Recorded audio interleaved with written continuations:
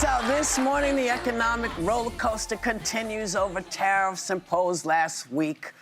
Yesterday, you know, who responded on social media to everyone who's growing more concerned about this, whose, you know, lives are potentially being played with by somebody who doesn't know them. And this is what he wrote, quote, "Don't be a panickin, defining it as a new party based on weak and stupid people."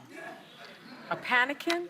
Apparently that's what panicans are. So that means all of our parents who are still living, who are living on Social Security, and all of our children who may be going through all kinds of health issues, all of our families who are trying to feed each other, trying to get everything done. We're all stupid.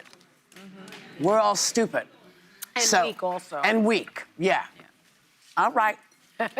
But even MAGA Republicans, like Senator John Kennedy, cannot figure out what the hell the end game is. Take a look. I have no idea what the impact is going to be on the American economy or the world economy. It's been painful, but it may turn out well. It may not. If it doesn't turn out well, I think the president will recalibrate. To that point, do you think it's Donald Trump's economy now? Oh, I think it is. There's no question. I think once he decided to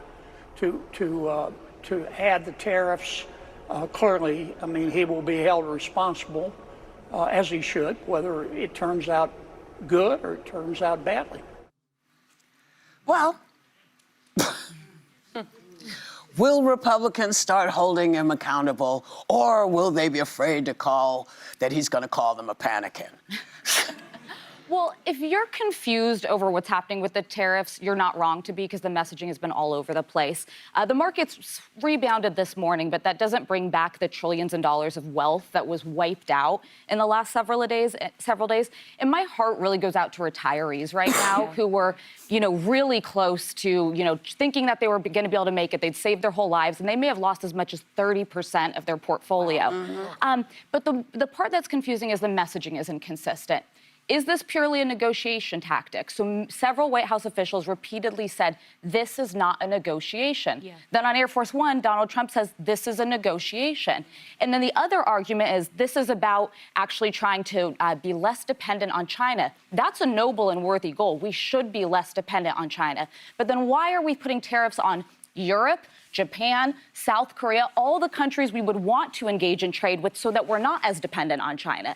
They've got to get on the same page and say, is the policy the tariffs? A year from now, are we still going to have 30, 40, 50% tariffs on some of these countries? Well, he says he doesn't know when the tariffs are going to. Or is it a negotiation? And I would remind folks, if it is, he's meeting with the Japanese. It took 2 years for him to write the USMCA agreement, which was between Canada and Mexico. Trade agreements take a lot of time and a lot of work. So the idea that this pain is going to ease up soon is just frankly not true. Aren't there tariffs on Canada now, too? Oh, yeah, Canada's getting hit left and right. No one got off. No one got off. But Russia did. Oh, you're right. Russia did. Of course Russia did. Look, I actually think it's much more than the messaging. I think the policy is bad. Yeah, the messaging is bad because the policy is bad. And the policy is bad because it's based on bad math.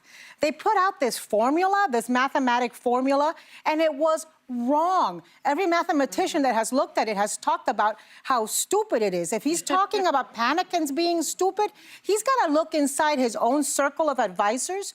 And it is not us, people who didn't vote for him. Ain't nobody advising him. He's doing it himself. I mean, you know. That's like having nobody do it. No, actually, you're right. You know, so I was reading, this Peter Navarro wrote this book that I guess so much of this is based on, called Death on China, or Death by China.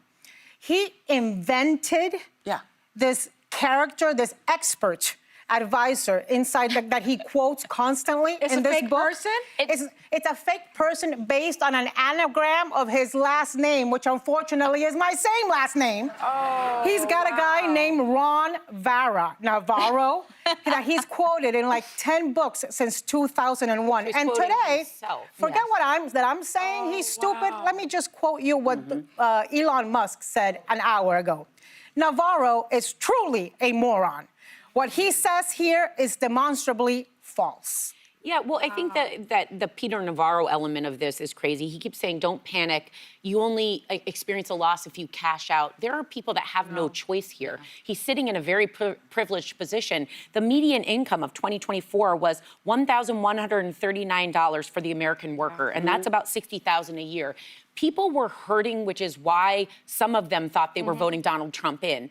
Now you look at who this is going to hurt fast and the hardest, and it's no one that can sit back and just not panic. They're not even making ends meet. No price is going down. They're all skyrocketing the other way. And I also think that the uncertainty of all of this is making it so volatile for any company to make any decision about longer-term investment. And when they say, oh, we can make the parts here, Peter Navarro got mad at Elon Musk and said he's worried about his own interests. You can't overnight all of a sudden have all these manufactured goods. No, especially if you have put tariffs on the goods themselves that you need to rebuild whatever you think you're going to be doing. That are going to be The Yes, lumber makes- for the factories is going to be expensive. Oh, it's- and the steel for the cars and all of these other things. So the economy now has 7 Republicans siding with Dems to check this trade authority, making America healthy again. But now RFK is kind of reversing course on all of the crazy stuff he's been saying. And maybe now the thing we're going to be talking about is new teeth for little kids coming in that will not have fluoride. And explain stuff. Well, explain it. Yeah, you're not a fluoride person. Okay, but I would like to know what's wrong with it before you just move it. Yeah. Because, But historically, fluoride has been good for teeth, especially for growing children. But the problem, let me just finish this thing. And the nation's security.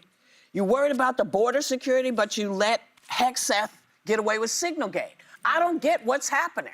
And I think that for someone like me, it's like, listen, I know things have to change. I don't have a problem with that. But you cannot just wipe stuff out without telling me why, especially since I've been paying for it my whole life. Well, that's my biggest concern.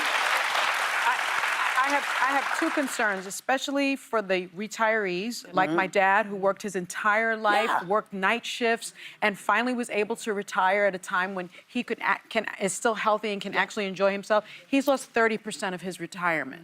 529Ks, when you put away money, I've been putting away money since my kids were born to pay for their college education. I just lost 20% of that, and I have kids in college. These are hitting everyday Americans.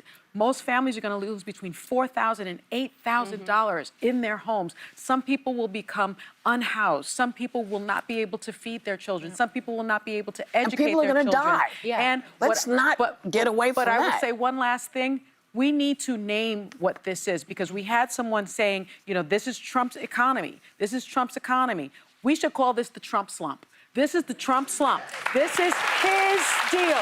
He needs to own this, and we should not let him off the hook. Anytime he says something like, well, it's probably going to be good, I'm using it as a negotiation, as you pointed out. Trump slump. This is all on him. There's actually a word that describes what's happening. It is kakistocracy, with a K, not kakistocracy, kakistocracy. And it is government by the most incompetent, least suitable people. Trump in slump. every aspect, whether it's... Well, I like kakistocracy. I think Trump slump like is the- a I'm little- calling it a kakistocracy. I like the kakistocracy. Trump slump. Trump slump.